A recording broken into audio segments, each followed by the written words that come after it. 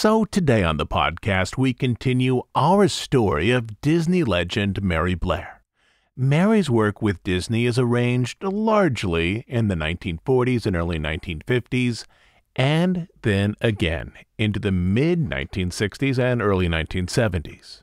With this episode, we are now up to Mary's second long period with the Disney Company, which is really where her name and reputation are solidified as a key public artist for Walt. Some of her most famous projects occur during this period, and this is also the period where her home life begins to unravel. So I'd like you to see her life from this perspective for a moment.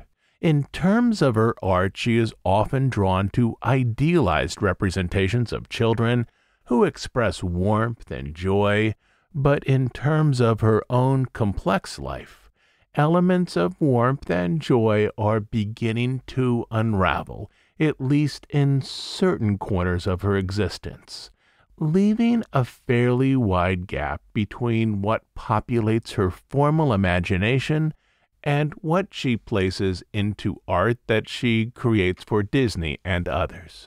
I've mentioned this once before, but it's probably useful to bring it up again, especially at this point. I know that some families tend to listen to this podcast together, but also we're moving into episodes that include elements of alcoholism, drug use, and adultery, which were also noticeable cultural markers in general for American society in the 60s and 70s. As always, there will be nothing gratuitous in these episodes, but I did want to put this out there for listeners in case this mattered to them.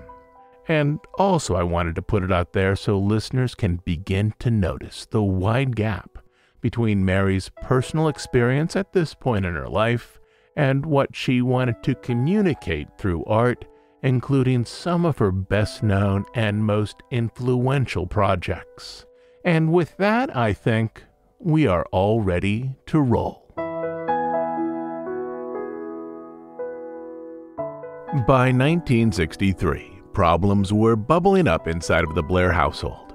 During the 1950s, as with many American families, Lee and Mary had been focused on their jobs and elevation in lifestyle and the satisfaction that came from career success, though Mary did more of the work in terms of taking care of their sons than did Lee. But in the 1960s, some life and domestic goals began to unravel for the Blairs, as they also did for other American families. Across the nation, the image-oriented 1950s were slowly undercut by a new generation that placed more value on personal connections than on career success. Aspects of this national narrative also played out inside of the Blairs' home. Inside their family, the largest problem was Lee, who was overwhelmed by the responsibilities of managing a large and successful business.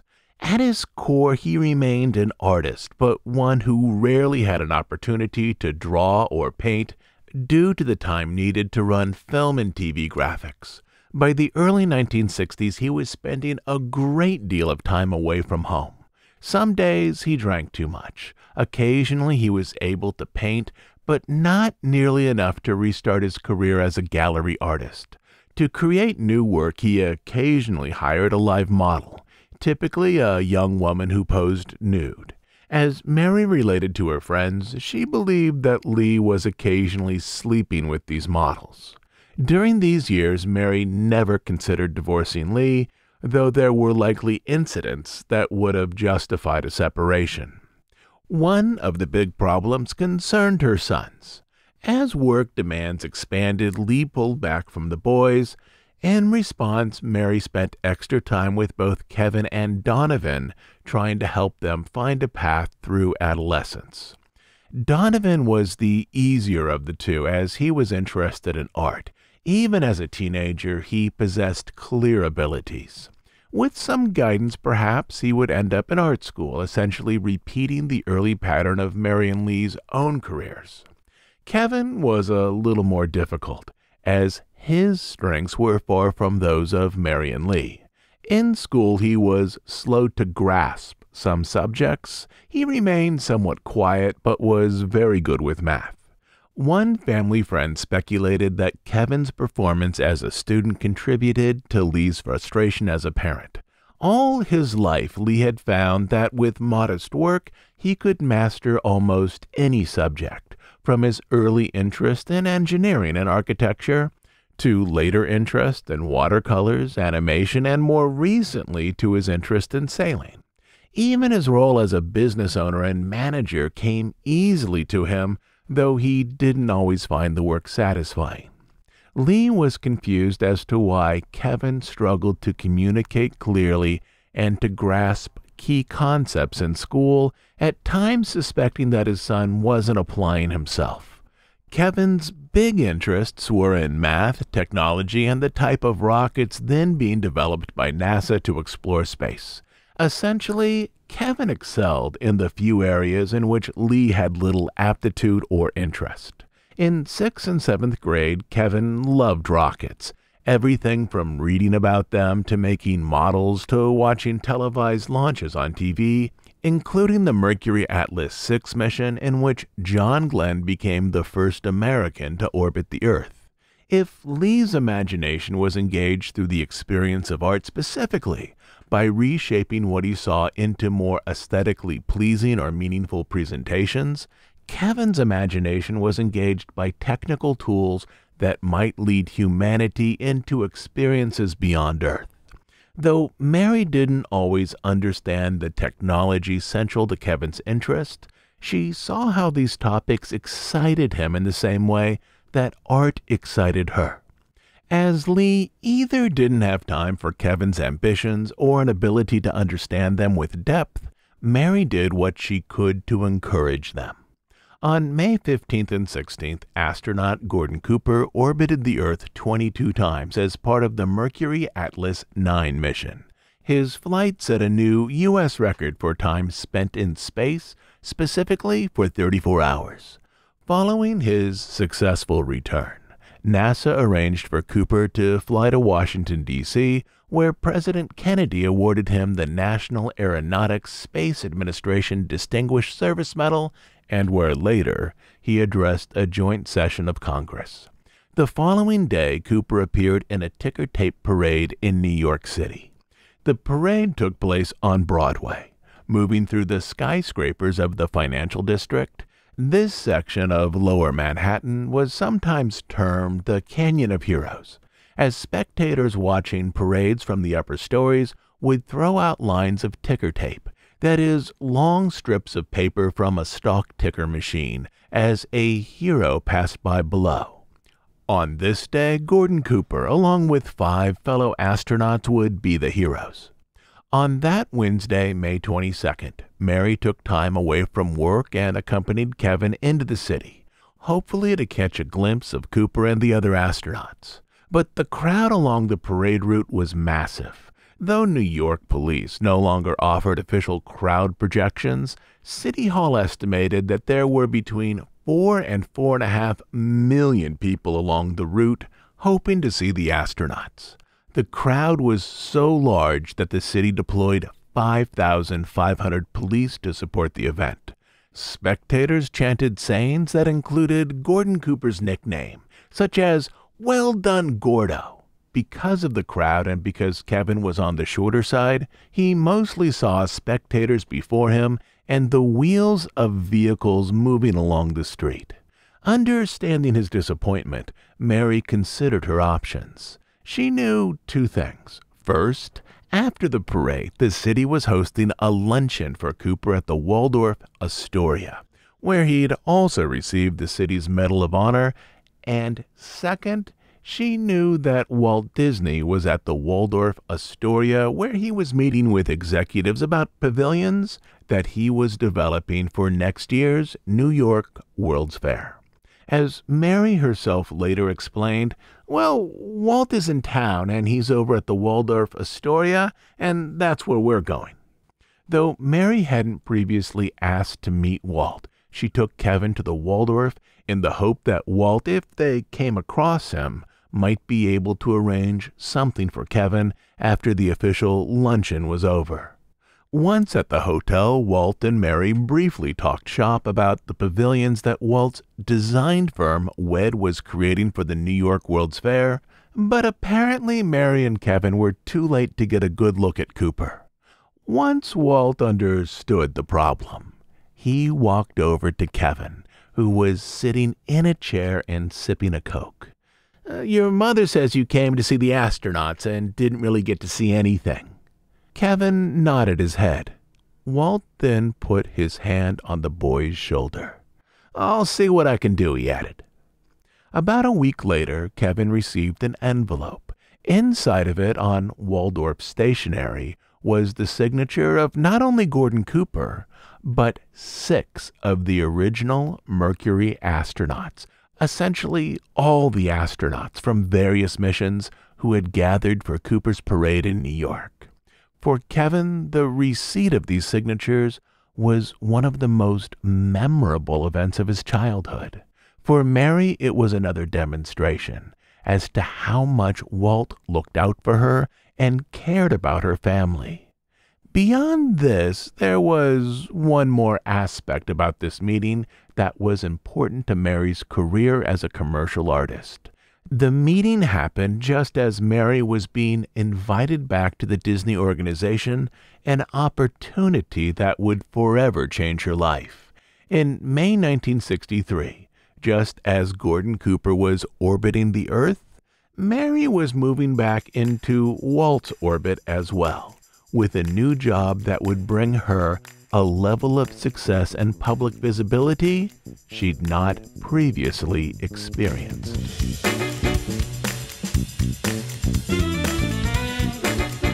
As early as 1960, Walt had been discussing how his design firm, WED Enterprises, might participate in the 1964 New York World's Fair. Initially, Robert Moses, who oversaw the fair, wanted Walt to build a children's village filled with Fantasyland-style rides, but Walt insisted that his participation provide a stream of research funding to develop attractions more sophisticated than those presently at Disneyland. In short, Walt wanted to find corporate sponsorships that would pay the development cost for sophisticated attractions that once the fair was over, he could then move back to Disneyland as a way of expanding his park. At the top of his wish list was a mechanical show focused on the history of the American presidents. At times, the show was called Hall of Presidents, other times One Nation Under God, a stirring tribute to the individuals who had guided the country through both difficult and prosperous periods of history. Walt first designed this show on paper for Disneyland in 1956, but was unable to develop it due to a lack of funds and lack of corporate sponsors. A corporate sponsorship to build such an attraction for the fair might solve that funding problem.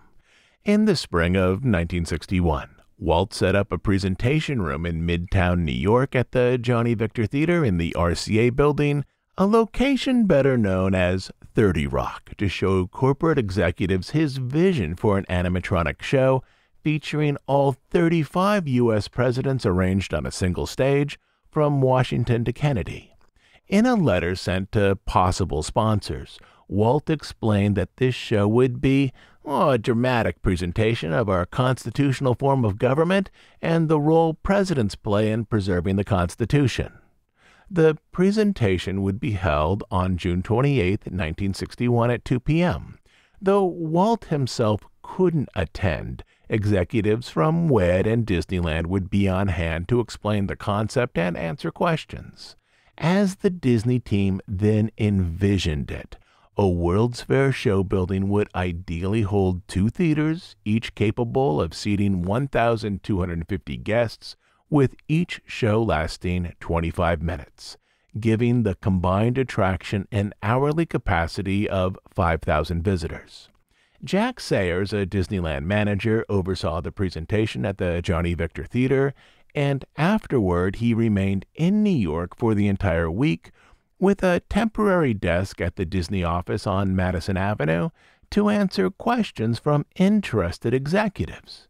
But no American companies stepped forward to sponsor the attraction. This attraction, in a greatly reduced form, would eventually focus on a single president, a show at the fair called Great Moments with Mr. Lincoln. Another stage show that Walt had wanted to develop for Disneyland was focused on the legacy of Thomas Edison, specifically how electric inventions and appliances transformed the American home. Again, Walt had originally envisioned this attraction for his own park in the late 1950s, but couldn't build due to a lack of funds and sponsor.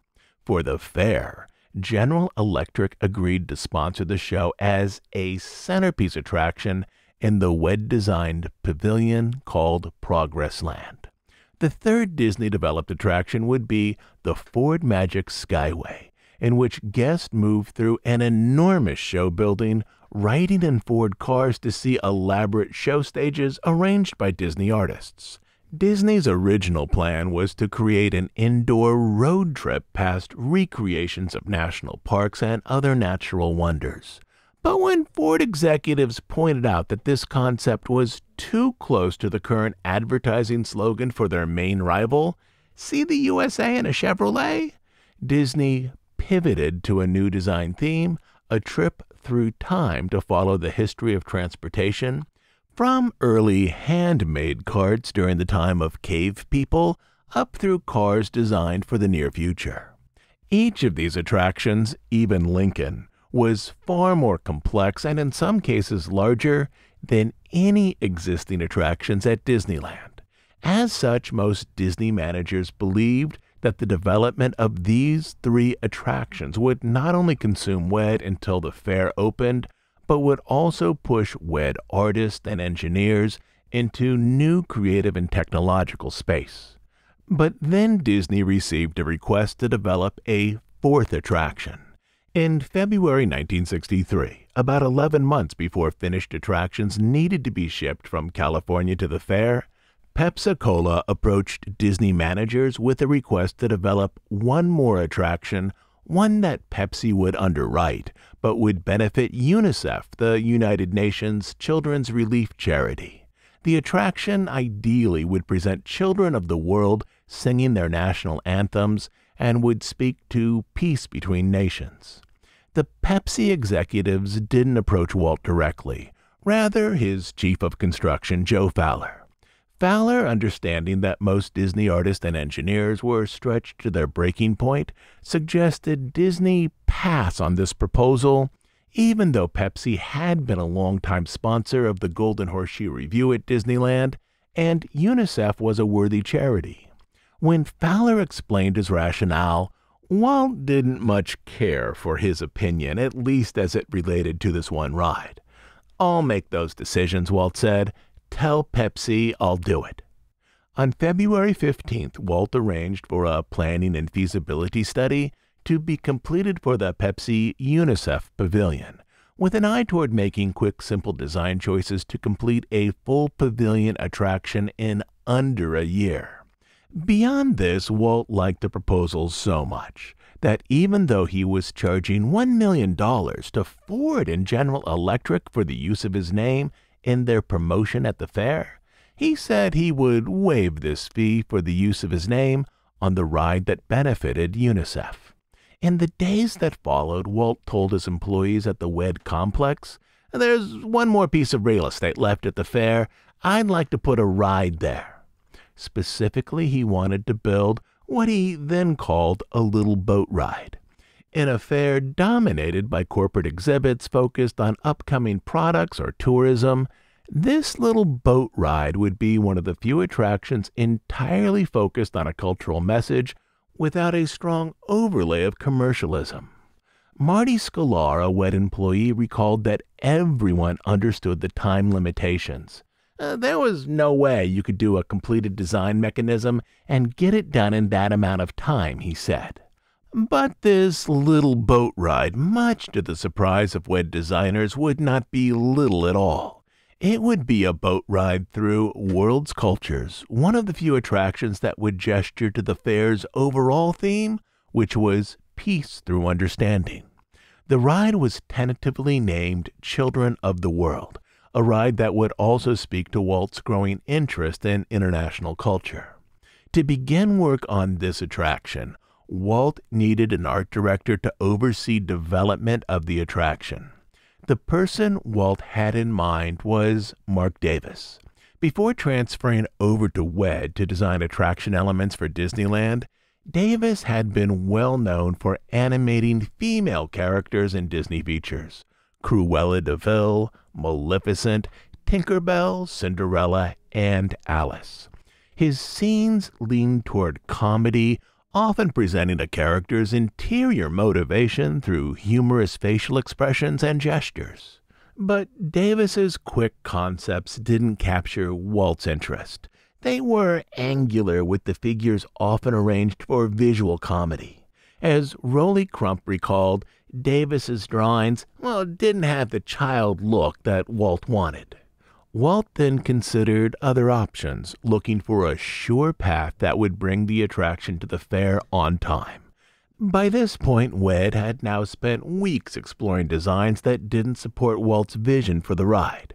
Walt then understood exactly who might quickly move this project forward with a strong sense of design: Mary Blair.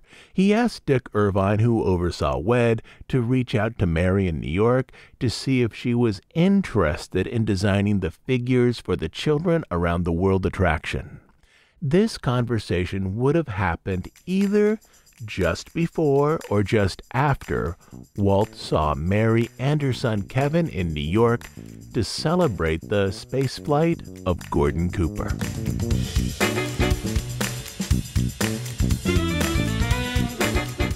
For Mary, this assignment seemed a natural progression from projects she'd worked on for years.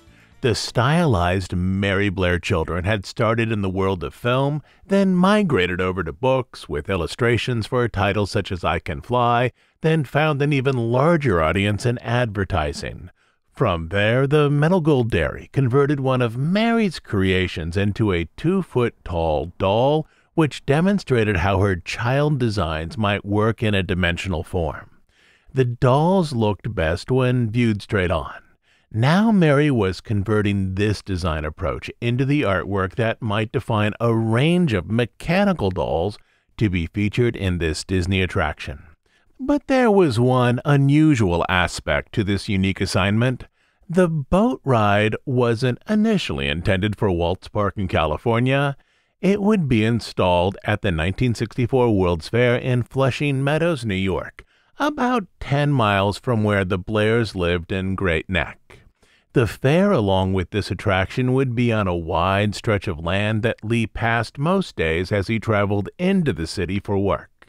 That is, Mary was working on an attraction that likely would be seen by her neighbors and by many people who worked with Lee.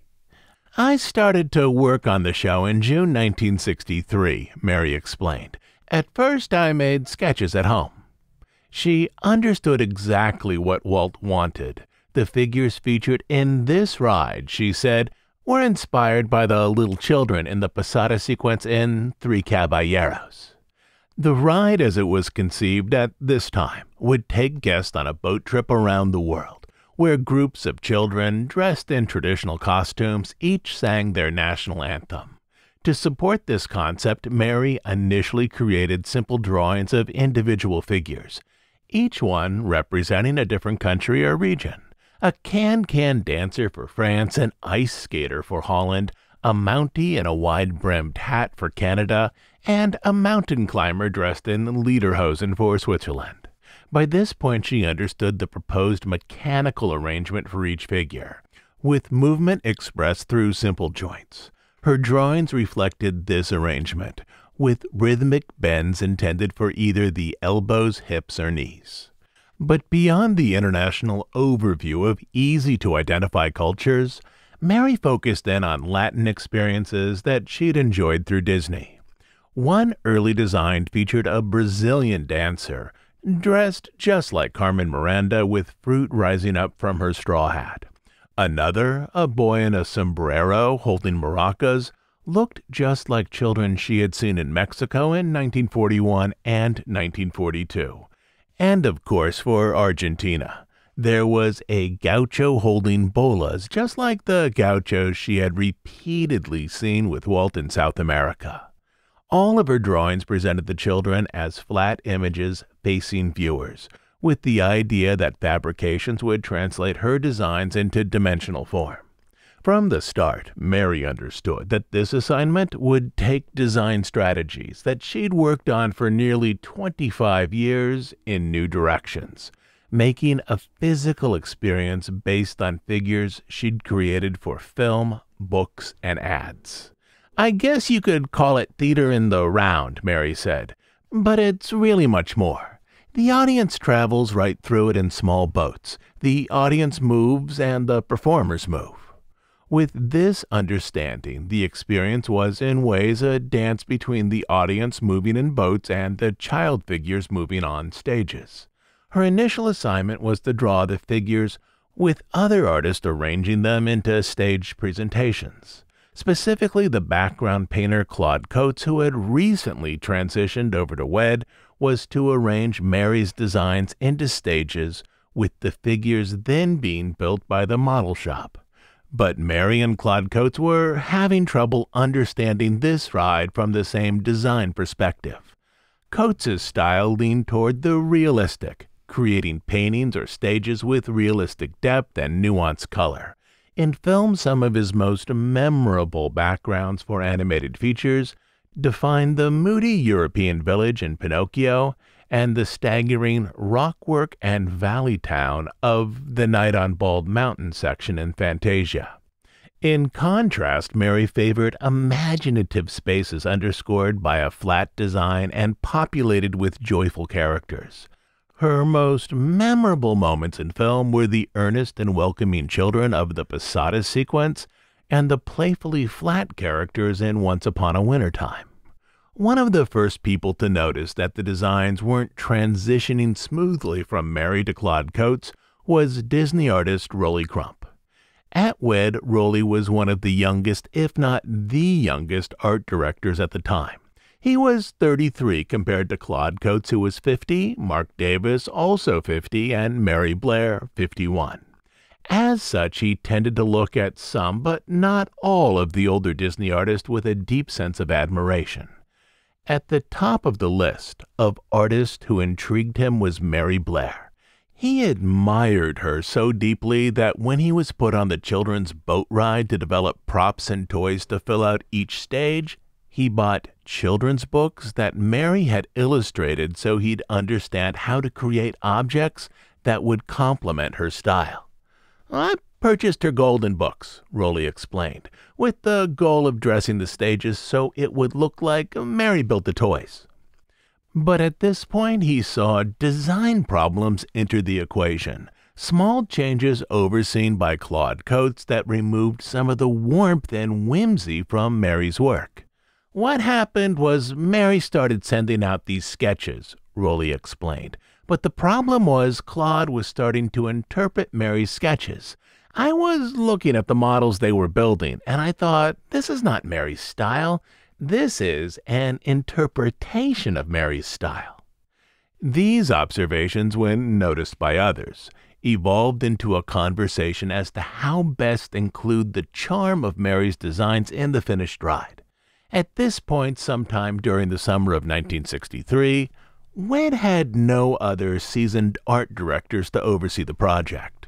Most of the artists at WED were longtime animators who had transitioned over to attraction design, and as such, they remembered how much Walt had admired Mary's work back in the 1940s and early 1950s. They also remembered Walt looking for ways to arrange Mary's designs more directly into animation. Walt's desire to see Mary's work up on the screen was so significant that when animators failed to create Mary Blair-styled characters, Walt simply put Mary's drawing on the screen as still images, accented with small bits of effects animation, such as stars twinkling in the sky or flames flickering on the candles that the children held. Managers at WED knew how to solve this problem. "Well, we got Mary to come out right away," Raleigh explained. So Mary said she would take over and actually start doing the sets. The goal, as Rowley noted, was straightforward: getting the other model builders to stay faithful to her sketches and her designs.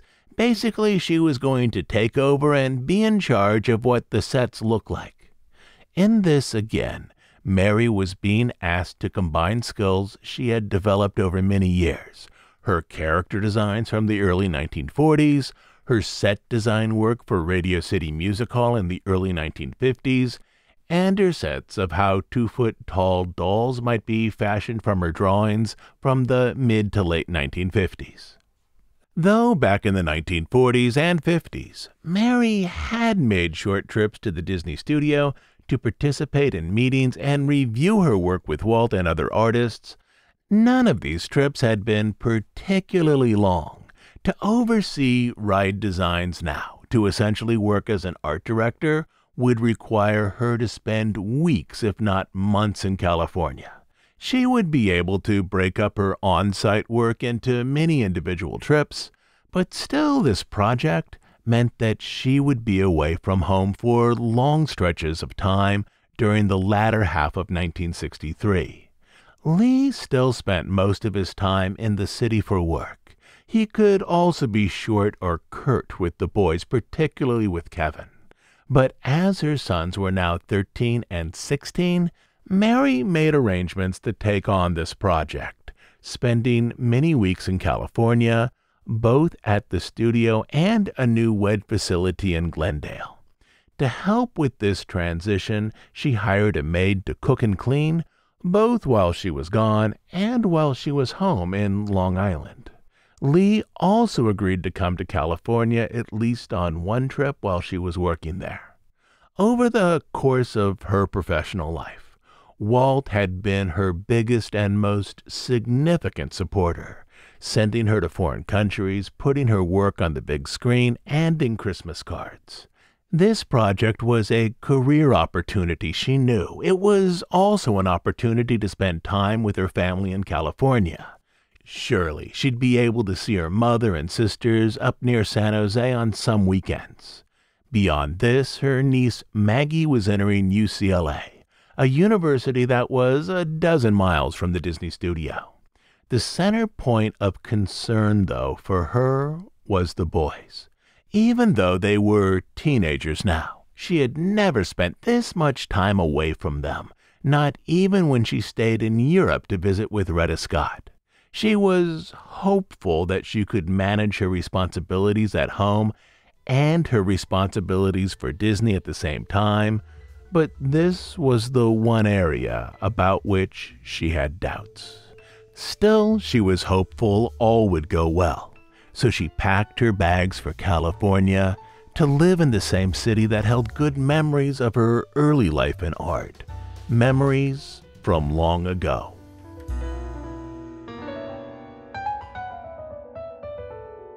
I'll be back next week with a new episode. I can already see the news stories beginning to pile up, but I would like to spend a little more time with Mary Blair before we jump over to the contemporary world. So the plan, at least right now, assuming there's no really big news drops in the next few days, is to spend one more week with Mary Blair and then move back into the world of today. Lastly, as you know, we're an ad-free, listener-supported podcast. We do just two things: deep dives on stories related to the history of the Disney studio and the parks, and news and analysis of current events as they relate to the Disney company. We are funded entirely by listener contributions, specifically by listeners who join us over on Bandcamp as monthly subscribers. On Bandcamp, you will find over 300 episodes not available on iTunes or anywhere else. But the best reason to join us there is to support the work we do here and to make sure that this podcast continues to exist. You can support us by becoming a monthly subscriber at dhipodcast.bandcamp.com. I'll also leave a link down in our show notes. So, until next Sunday, this is Todd James Pierce.